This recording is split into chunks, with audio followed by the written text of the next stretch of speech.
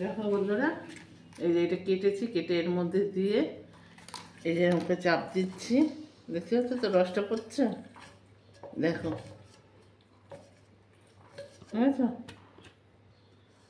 এই দেখো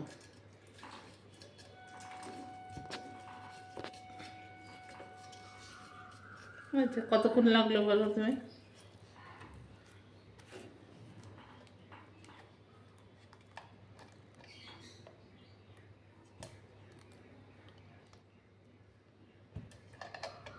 এই যে আমি এতটুকু করে ওই গ্লাসের 1 গ্লাস বানিয়েছি। Good morning. আজ কালকে আমি একটা বেলপানা দেখিয়েছিলাম, আজকে আমি অরেঞ্জের জুসটা দেখাচ্ছি তাদের। আমি এই 8টা নিয়েছি, এটা একটু কেমন করছে প্যাতে, ওই জন্য এটা করলাম না। আমি 8টা দিয়ে এই এতটুকু জুস বানিয়েছি।